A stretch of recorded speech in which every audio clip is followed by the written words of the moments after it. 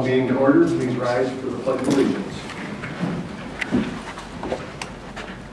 I pledge allegiance to the flag of the United States of America and to the republic for which it stands, one nation, under God, indivisible, with liberty and justice for all. Roll call, Sue. Councilmember Chambers. Here. Councilmember Salzweedl. Here. Councilmember Yankovic. Here. Mayor Pro Tem Canfield. Here.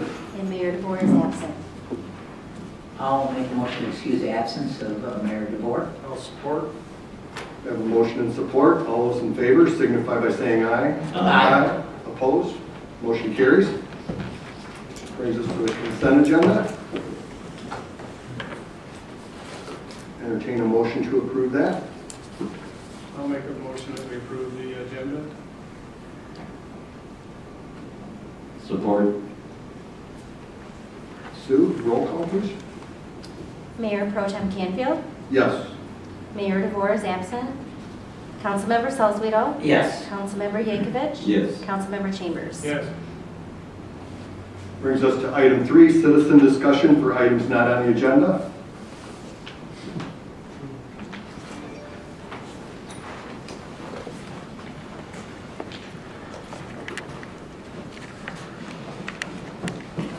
Perry Beecham, I reside at 924 Riverside Drive. Two things.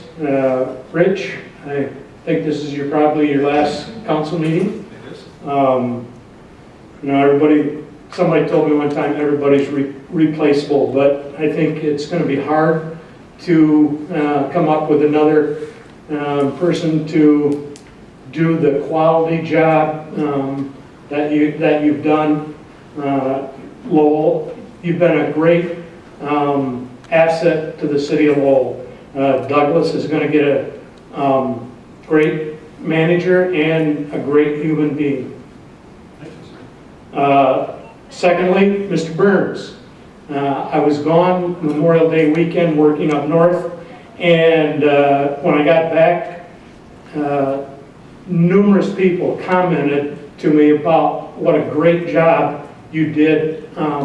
Heartfelt speech at the Memorial Day service. So I just wanted the public and thank you for that. That's it.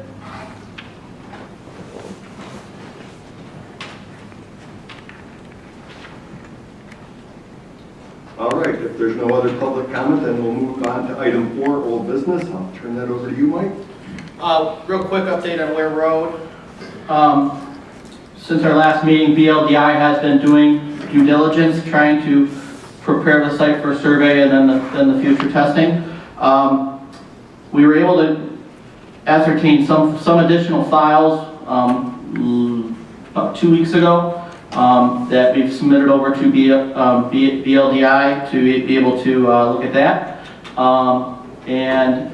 We are also got some assistance from the Lowell Ledger. They provided us a number of news articles going back all the way to the 30s. And some of them we could use, some of them they really had no use, but we turned those over to them as well. So they're still moving forward with that. Got a lot of work ahead of us on it, and like we said at the last meeting, we don't know where this is going just yet, but we're still working through it. So that's where we're at with Ware Road. Next item, Unity School. I believe it was the 10th, or it was Friday, June 9th, Friday, May 10th. We sent notice, our attorney sent notice to their attorney for a good faith offer for the Unity School power lines. We have not received a response from their attorney, so we will be filing paperwork for litigation this week. Anything else to add to? No, that's correct. Okay. Small urban project. If you recall, in January, we approved a request for Monroe Street to be funded under the small urban project. And at the time, the grant would provide up to $375,000 for a road that would be federally eligible in the city of Lowell. And we're eligible, Monroe Street is a federal aid eligible road, and we are trying to seek funds to try and get a portion of that street grant funded for the construction. I've received some communication from MDOT pertaining to this last week. While it was not advertised as such, the city is eligible for projects in even years. So this project would be eligible in 2022, not 2021. The grant application that we applied for was for fiscal years 2021 through 2023. The previous applications were prior to my arrival for this street, so that's why we can't get it for 2020. The grant would provide up to $375,000 for road construction. Estimated road construction costs are around approximately $750,000 from Monroe. That's just the street component, and the city would need to come up with the remaining costs, which equates to about $420,000 since we'd be eligible for about $375,000. One thing that we need to submit to MDOT is a letter of commitment from the city to MDOT to agree to fund the remaining difference. As I said, Monroe is a major street, and as of today, we have about $300,000 in fund balance in the major street account, and we would anticipate having more by the time the project would begin in 3 years. In addition, since we are proposing water and sewer work on the street, those funds could be used for a portion of the street repairs. So I'm recommending to the Lowell City Council direct me to send a letter of commitment to the City of Lowell's local share for construction of Monroe Street.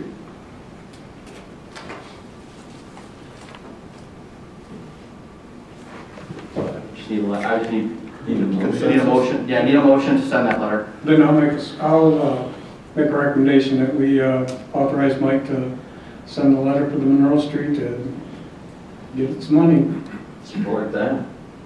We have a motion and support. If there's no further discussion, all those in favor signify by saying aye. Aye. Opposed?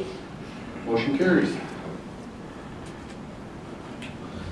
City income tax, since our last meeting, we've been putting the ballot language together. The city attorney's here tonight. He's going to explain to you this, as there's a number of steps that we have to work through regarding this.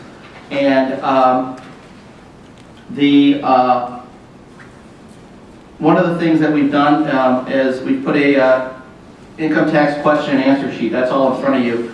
I wasn't able to get this in your packet because it wasn't ready at the time the packets went out, but it's in front of you now. I anticipate putting these questions up on the website rather expeditiously. But there's a number of questions. I believe I have about 15 questions at this time.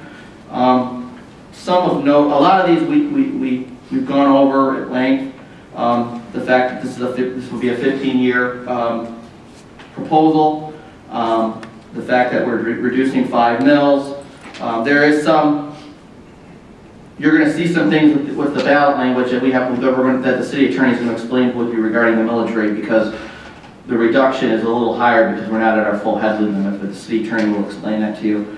Also, I just had a number of questions as to explaining what's exempt, what have we done to try and live within our means at this time, why we don't have money, and also if the tax didn't pass, how much we've had. And if you look at question 15, for the next 15 years, by the time we're able to commingle those funds, the local and major street funds, because we'll be able to do that once the SAW grant is approved, and this would be also with transferring $180,000 from the general fund to the local streets. We'd have roughly, on average, let's just call it $325,000 a year for the next 15 years for streets. And just keep in mind, we paid one street of approximately 7 blocks, in many instances over $500,000. So just bear that in mind. So wanted to update you on those things since we've done them. If you have any questions about the questions, I'll be happy to explain them. I anticipate as time evolves, we'll probably be updating the website with questions, because I'm sure there's going to be a lot more questions in addition to what we developed for this. So one of the things we also have to do is we have to put a number of different scenarios in place, because every person's scenario is going to be different regarding this. But we will try and have some case studies for people as well. But it's something that we're going to continue to work on. So that's all we have on that. One question, Mike, I don't see in here that our previous discussions showed that with the property tax reduction that the average household would see a $320 a year increase in cost with this. I think that's a key number that we need to make sure that's accurate and Okay. get that in our spreadsheet. And we've had some discussion about that, and it's difficult because it's probably not accurate, because different people have different income, and remember, it's not gross income, it's net income after expenses. And so probably what we'll do is we'll give a couple of examples of people in different categories. Because I think most people will recognize a decrease, a total decrease rather than an increase. Yeah, that's just really important information to have out there somehow. Isn't there like a table? I thought we have a calculator we're gonna put up. We're gonna put something, on the website so people can calculate themselves to what their taxes. Put in their net income. Yeah, we're gonna have for the resident, we're gonna show how much the property tax reduction would be. We're gonna show how much what the income tax would be, and then break it down by pay period. And you'll learn this, it's in the question and answers, but there's a good part of income that's excluded. Correct. From taxes, such as social security benefits and pension benefits. There is no income tax in those, so you have to really come up with some different scenarios. Right, well, we've tried to do our homework on this, and this seems to be the best solution, but we just have to communicate it well. Because if the voters don't approve this, then we're gonna be driving on bad roads for a while. And, I just got one more thing I want to add to that, if I can. Dick, Yes. when, I know this board, we would be all about, making sure the money always goes for the streets, but other boards eventually are going to get up here and sit, and like all governments, sometimes they vary from. Is there any way we can put language in that makes sure that the money stays for just the roads? We talked about that, and the difficulty with that is part of the income tax is to go to make up for the lost property tax revenue. And so that will vary from year to year, as will the millage rate that you might adopt or your successors might adopt as a part of a budget each year. So what we ended up doing is going to the maximum allowable rate under what we call the Headley Amendment that we're allowed to levy as property taxes, and then roll that all the way back. You'll see in the ordinance, we've rolled that all the way back to 10.7 mils. And so what in effect would happen if these were passed is that you would be locked in to no more than 10.7 mils for property taxes. Regardless of what your budget might be, you'll have to make your budget meet that requirement. Otherwise, we can't come up with, Marty, we can't come up with a fixed number, because to make up this difference will vary from year to year. Yeah, I'm more along just, I get that, but to make sure that this money for roads always goes for roads, it's not gonna go to, A new put new lights baseball in here, a new diamond. ball diamond or something like that, irregardless of whoever sits in these seats, that it's, for the next 15 years anyway, that's what it's earmarked for. Yeah, I think the other way to do it is to at some point pass a resolution to that effect, saying that that's your intent, that for this 15 years, there shall always be whatever that difference is that can only be spent for road and street improvements. Okay. That's probably the best way of arguing. Yeah, I like that. And we could prepare a resolution for you, maybe at the next meeting even, where you take a position that difference will never be used for anything but roads and streets. Yeah, I like that a lot, so. Yep. Great. Question? While Perry's approaching, I want to go on record assuring anybody that's watching this that the voters in Lowell have to approve the income tax. Not those of us up here, the voters do it. Sorry. Hopefully we vote. Well, you know what I'm saying. So Dick, you just mentioned that, so doesn't some of the property tax money go to the general fund to pay for services throughout Lowell? Yes. So, and I get your point, I agree with you, Marty, but at the same time, if you're, what I'm hearing Dick say, or I'm reading into it, so if you're cutting back your property tax, that some of that money is going in to fund your services here in Lowell, you can't designate that 100% of that income tax can go strictly for streets, because then you're reducing the police department, you're reducing other services in the city. Is that accurate? Correct, and probably the best way to explain this with some numbers is go to the Q&A and go to the top of page 3. They don't have it. We're the only ones that They have don't it. have it. Oh, We haven't gotten it out yet. okay, but I was just addressing it. Yeah, to the council, okay. To the council. I think in Perry's, I understand what you're getting at, Perry. We gotta replace whatever we take away in the millage, that's gotta be replaced out of the new city tax. Right. I just want, I guess I didn't word that correctly then. The remaining after the 5% or 6%, whatever our rollback is, that money, Right, so if you look at these numbers at the top of page 3, that's the net amount that would be available for streets, projected, estimated, based on today, in today's budget. So we're going to levy 15.7 mils this year. We would roll back to 10.7 mils, make up the difference from income tax, and then these amounts, based on that assumption, would be available for roads. And I think you built an inflator factor in here also. Right, I built an inflation factor. I believe the study used 4% annually for income tax. They used an inflator of 4%. But also when we took into account the property tax inflator, which on average, we just call it 1.5%. And those two things over the 15 years were projected. But you're right, Eric, that's the intent. Also, yeah, we also took into account the 5 mil gap right, out of that. And that was all done inflationary as well. okay. All right, and we have one item left under old business. Yeah, I wanted to bring you up to speed on some of our conversations with Lowell Township pertaining to the future water and sewer agreements. We've met probably about 3 weeks ago.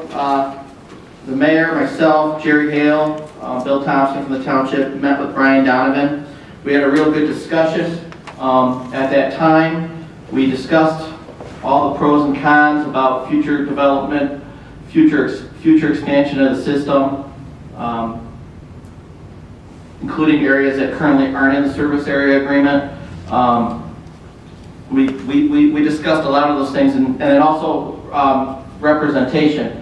One of the biggest issues we had was whether or not they buy X percentage of the asset, or if they continue as a wholesale customer, and we modify. We try and create a model similar to what the City of Grand Rapids has, where they have an advisory board that makes recommendations quarterly or 3 times a year on issues pertaining to the water and sewer system, but the City Council still has overall final rule. We had that discussion, and we were kind of at a sticking point when we met as to where to go. So the next question that had to come up was whether or not it was actually legally possible to form the authority. Whether or not we could even do it from our bond capacity standpoint, and what the legal steps would be. So the next step we did was their attorney and our attorney, and myself and Jerry met. We met right before Memorial Day, and we had that conversation. And still went back, had discussions about all these other issues. And what we're going to get next, correct me if I'm wrong, but we're going to be getting basically an analysis of what we discussed, and also what legally we can and cannot do if we move forward. You know, we'll identify each of the issue points that need to be discussed to move this forward and provide that, and then have a discussion on those issue points. I think the intent would be to have as part of those discussions, that Mike participate, myself participate, and a representative from the council participate from our side, and then the township probably would do the same thing. They'd have the supervisor, their council, and then a representative from their board of trustees. So we're moving forward on it. There's a lot of moving parts. There's a lot of issues that we have to work through before we could even consider, still trying to figure out what we can do. But I can tell you it's been a very positive discussion with the township, and I think everyone sees the benefit of us working together, and just a matter of how we do it. And that's where we're at this point. Would Virginia's Township be a part of these conversations? We've reached out to them. At this time, they are not interested.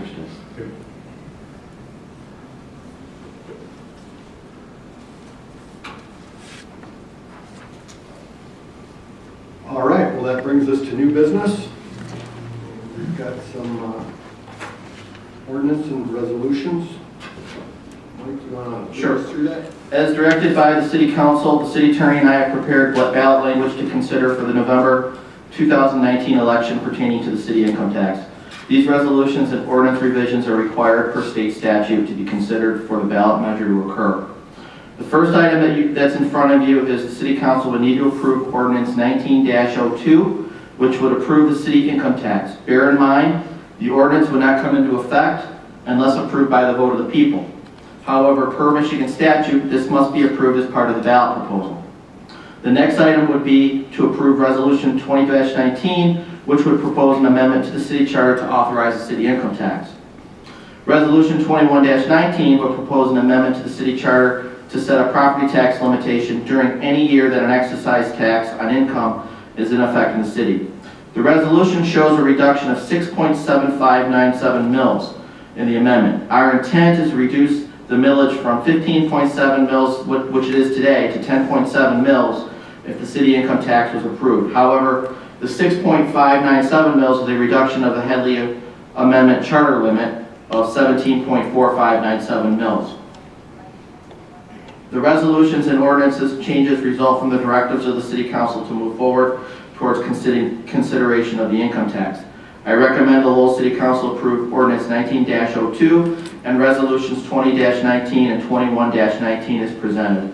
And the City Attorney can walk you through these because there are some things of importance that you really need to know. Right. I think, Mr. Chair, if I could, I'm going to go through all three of them at the same time, and then you can consider each one separately. And all of this is, I think you know, is with the goal of putting this on the ballot on the November 5th general election. The first thing that you're required to consider is an ordinance which would adopt, in fact, by reference, a section of state law, and that's how it's done. It's a 25 or 26 page chapter in the City Income Tax Act, which was an act adopted, if anyone's interested, in 1964. And so you are, by adopting this ordinance, adopting by reference the chapter in state law. The important thing to note is, and this is according to state law, the rate would be 1%, as you know, on residences and businesses in the city, and 0.5% for non-residences who work in the city. There is an exemption for dependents, and a personal exemption of $600 apiece, and that is again dictated by the state law. And then there's a list, if you look at the top of page 2 of the ordinance, if you have it in front of you, of additional exemptions, which can be layered. The first one is anyone that's 65 years of age or older gets an additional 600 exemption. And then there are 3 more categories of exemptions. A taxpayer who's a paraplegic, quadriplegic, or hemiplegic. And I had to look up what the hemiplegic is. Anyone know what it is? Being paralyzed on half side. Yeah, one side. Yeah.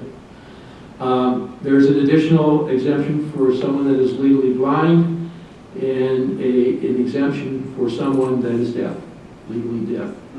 And those are all defined terms in the statute. In addition to that, if you note in C below that, any taxpayer that has gross income of $5,000 or less, or excuse me, of less than $5,000 would pay no income tax. So if your gross income after deductions is less than $5,000, there would be no income tax that would be paid. And then finally, if you look at section 26-6, this is, might stress this is the language in the ordinance. It says, the imposition of an excise tax on income under this ordinance shall not take effect until this ordinance is approved by the qualified and registered electors of the city as provided by law. So even though you'll adopt this ordinance tonight, summary of it will be published in the newspaper. It will not be effective, it will only be effective if the voters approve the income tax. Okay, then, questions on that? Let me go. Do you want us to vote on that, or? No, let me go through all three of them, Cliff, and then you can take them separately. Because I think it's important you know what the two resolutions are about. The first resolution is a resolution to actually add a chapter 9A of the city charter. And when an ordinance is a part of your code of ordinances and how you adopt those and they become effective, there's one process, and you can do that individually. An amendment to the charter, as I think most of you know, always requires a vote of the people, and there's a process in which the people may vote on a charter amendment.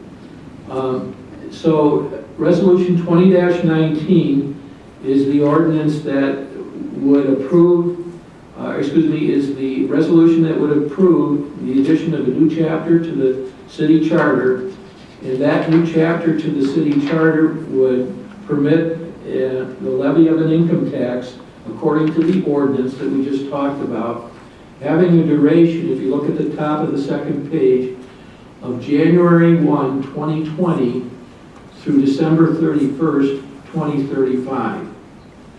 And if you adopt this resolution tonight, the next step is we have to submit the language that would appear on the ballot to the governor for her approval and to the Michigan Attorney General for her approval. We want to do that obviously as quickly as possible because, as Sue knows, we have to submit ballot questions to the county clerk no later than August 13th. Correct. If I remember. So these will go out right away after you approve these resolutions to both the governor's office and the attorney general's office. The ballot question is pretty simple, as you can see. Shall Chapter 9A of the City of Lowell City Charter be added to authorize an excise tax on income for 15 years, commencing January 1, 2020? Okay, questions on that? The last resolution then is the one that in effect rolls back the property tax. And if you look at the language that's again in caps at the bottom of the first page over to the top of the second page, the language that is not in caps is already in the charter. It talks about the ability of the city to levy property taxes on real and personal property. Then this language would go on and say, notwithstanding anything to the contrary, during any year, beginning with calendar year 2021, that an excise tax on income is in effect, in the city, the property tax shall be reduced by that 6.7597 mils from the maximum amount otherwise authorized by the Headley Amendment. Now, you probably know that the ballot language for the income tax said it was effective 2020, but the property tax rollback wouldn't be effective until 2021. That's because of the gap that occurs, because if the income tax takes effect in 2020, the city won't actually realize that until 2021. So it needs to have the property taxes in 2020 to meet the general fund needs of 2020. So the rollback won't be until 2021. So that's another thing, Greg, that we'll have to, communicate with the public. It's not a double dipping, but it's the fact that one takes effect earlier, the income tax, because we don't receive it until the following year when you have to file your income tax. I think city income taxes are filed by April 30th. It's not April 15th. It's a little bit later, if I remember correctly, having paid in Grand Rapids for these years. So that's the little thing that's tricky. So then if you go down to the ballot language, this is key. If and only if the charter is amended to include an excise tax on income pursuant to a vote of the people at a general election on November 5th, 2019, no other date, no other time, shall Chapter 9.1 of the City of Lowell City Charter be amended to reduce the city property tax levy by 6.7597 mils from the maximum authorized amount otherwise by the Headley Amendment in sections 25 through 33 of the state constitution during any year beginning with calendar year 2021. So again, this would only take effect if and only if the first question is approved by the voters to put in an income tax. And then you say, what happens at the end of 15 years? At the end of 15 years, the voters could either approve a ballot proposal to extend the income tax further. If they don't do that, then you revert back to the maximum Headley amount that you're permitted to levy. So there's no gap there if there is no extension of the income tax. Then what was previously permitted under the city charter and under state law would then go back into effect. So there's going to be two questions On the on the ballot. ballot this fall. I didn't see the amount, it just states an excise tax. Is the amount in there somewhere? The amount is actually in the ordinance, because they're adopting in effect, when they approve the first ballot question, they're adopting the ordinance. So if you go to the ordinance, you flip back to the ordinance, first page, look at section 22-2, and there's the amount. Doesn't that raise concerns to the voters about their writing us a blank check because there's no amount in there? No, because there is no blank check, and we'll have to explain that, because they are bound, if it's passed, not they, the city is bound by the ordinance. By the ordinance. Right. We just want to make sure that we're clear about that. Right. They can't change the ordinance. The other thing that's a little tricky, there's all kinds of little nuances about this. We can't have a ballot language proposal that is more than 100 words. And the second one is just 100 words after massaging it. The second thing is, the reason why we have to have two different proposals is you can't cover two separate issues in one ballot proposal. The Attorney General won't allow you to do that. So we have to separate this into two separate proposals. So what happens if the property tax rollback gets approved and the excise tax is not? Doesn't take effect. It only takes effect if the excise tax is, if you look at the first part of that, you understand. Yep. Questions? All right, thanks for the explanation, Dick. I think that cleared it up for us. Welcome. We have 3 items to move through. You want to do one at a time? Yes.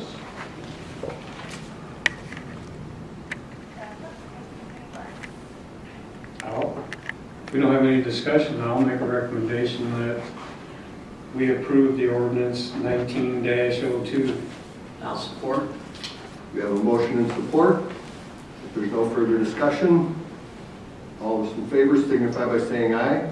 Excuse me, Aye. it's- Any roll call on it should be the roll resolution? call. It does need a roll call, yes. I'm sorry. Mayor Pro Tem Canfield, Yes. Mayor DeVore is absent. Councilmember Salzweedl. Yes. Councilmember Yankovic. Yes. Councilmember Chambers. Yes. And I'll make the motion to approve resolution 20-19. I'll support.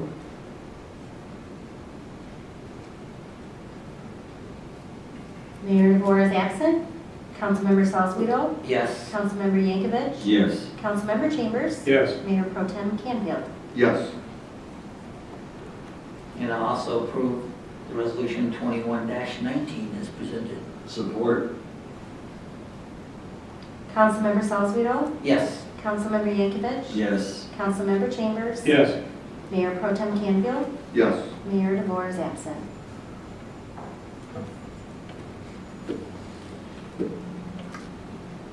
All right, that brings us to the Foreman Building roof repair.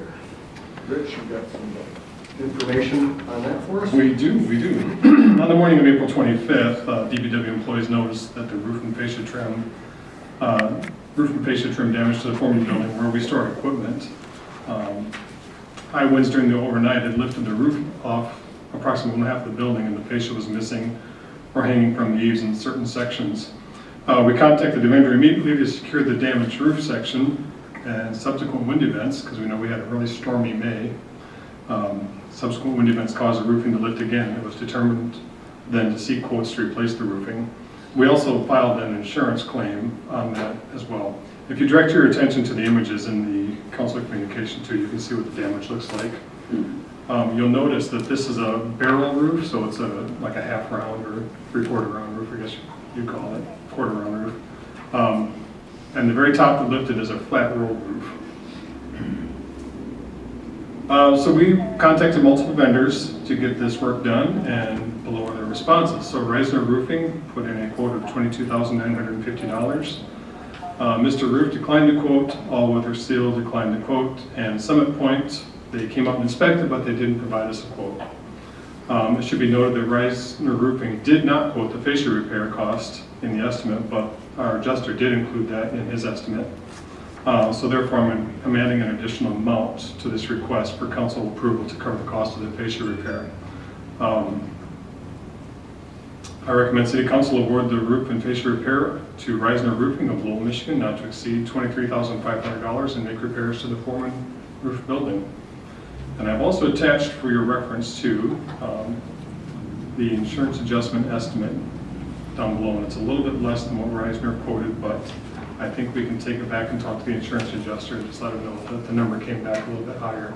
And of course, we'll still have to pay our deductible, but we might be able to get this number adjusted up. Sure, how much is our deductible? I think it's 500, maybe 1,000 for I think something it's like this. 1,000. No, Reisner Roofing is a local contractor that's been around a long time, and they do good work and have a good reputation. So it's unfortunate that we couldn't get other quotes, but I have a lot of confidence in them. I agree. What type of roof? Is it going to be Lowell Roofing again then? Yeah, it's going to have to be. We can't shingle a round roof like that, especially the top section, and that's where it disconnected. But Is it going to be like a rubber roof then across there, or are we going to go with a felt, or? I believe it'll be very similar to what's there now, which is like a roll roofing with a felt product on the underside and then tarred down. Any idea how old that roof was? I don't believe it's that old. It's probably 15, maybe even 10. It's just the way the wind hit it. Apparently, it just got underneath it and took advantage of it. Warranty workmanship on the new roof. We can ask them for a warranty. I think we should get something. Well, we're fortunate that our insurance is going to cover it. So.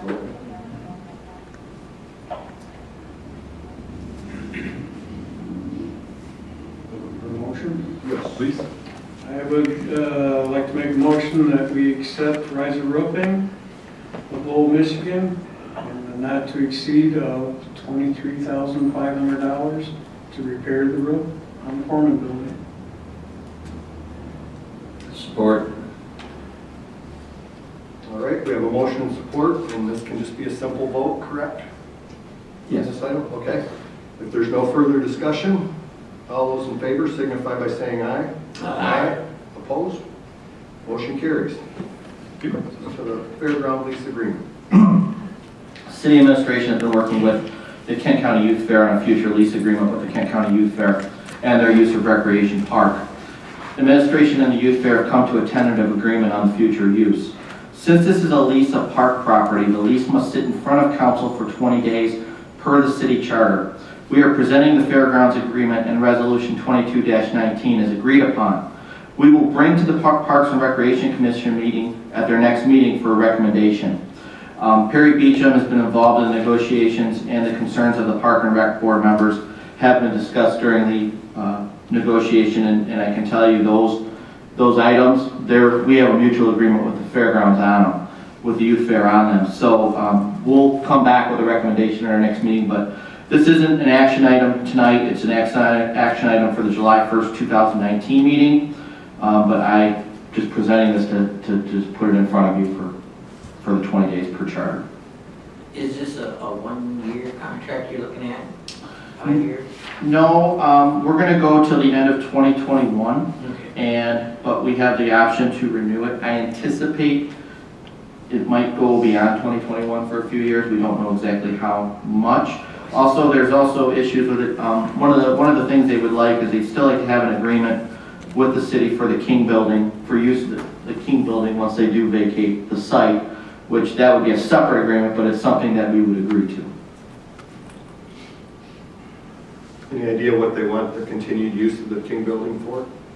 We haven't gotten that far yet, but they just, I think it's something we would have to work out with them still. Okay. All right, so look at that down the road. That brings us to board and commission reports. Marty? Don't have any. Mine are all coming out, but unfortunately, I'm going to be out of town. So hoping Cliff will take my Lowell Light and Power one for me, and we'll work on it. What day? Tuesday, right, Perry? Yeah, I believe it's on Wednesday. This Wednesday? Because of The concerts. concert is on Thursday. Okay. Which Wednesday? A week This- from, This come? in Not 2 this- days? No, the Next following. week. It's 9 days. normally it's always the second Thursday of the month, but because of the summer concert series, Right. we've changed it from Thursdays to Wednesdays. I can be there promptly at 6:15.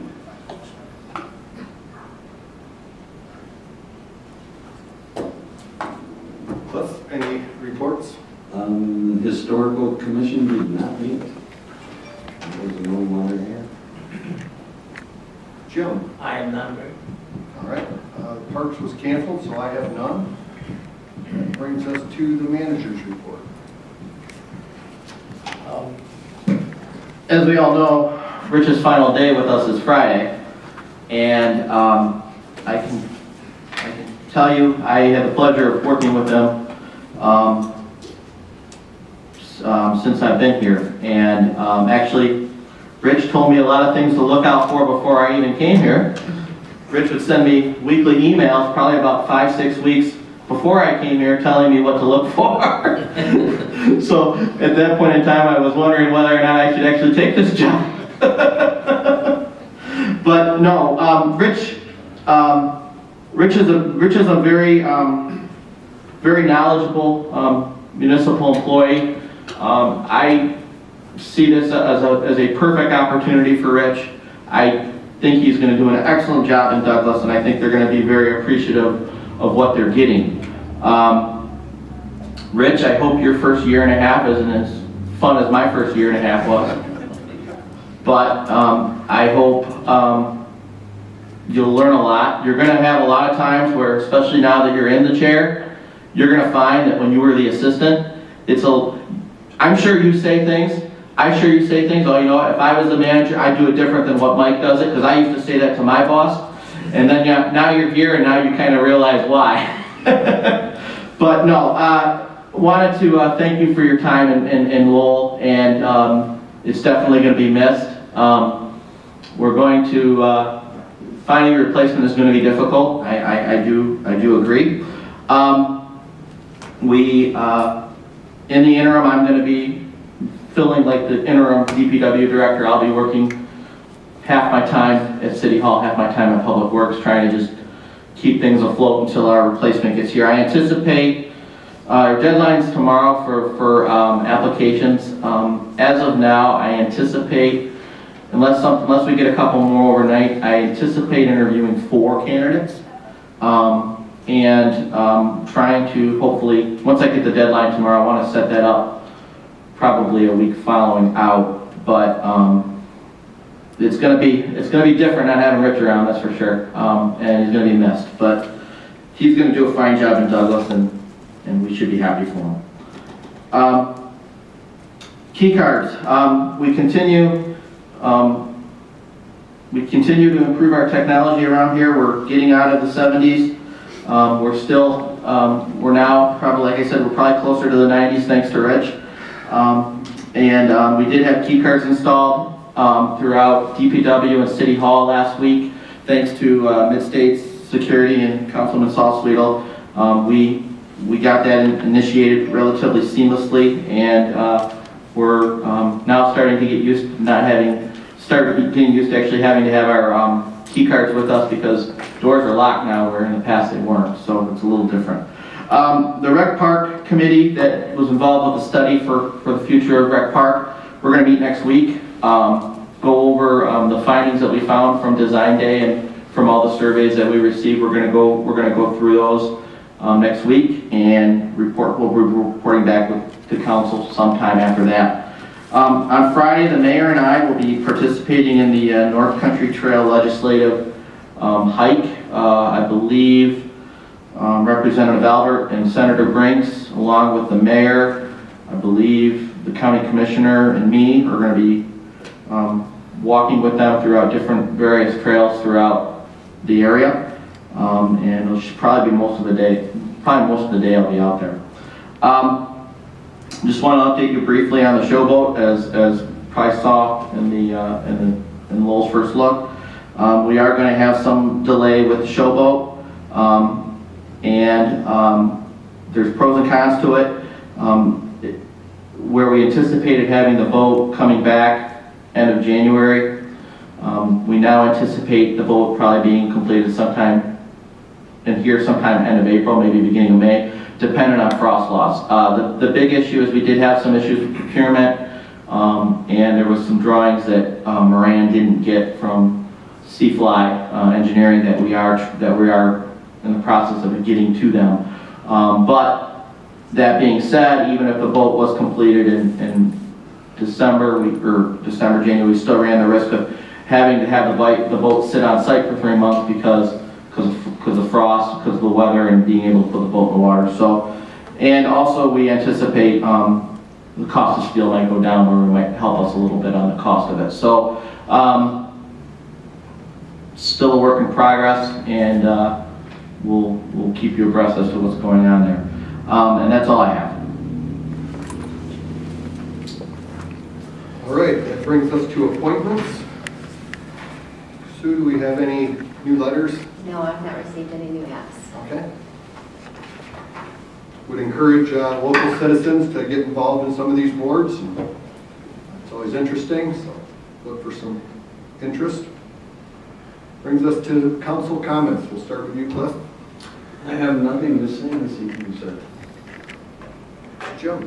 Rich, once again, thanks for your service, and look forward to you working down at the Village of Douglas on your security needs for future, so. Little plug there, a shameless plug. Love it. We do life rings down there too, if you're going to be on the beach, so you can be safe. Marty. Good to meet you, buddy. Thank you, sir. Appreciate it. Done a wonderful job. I know it's always been hard with the budget we give you, and you always seem to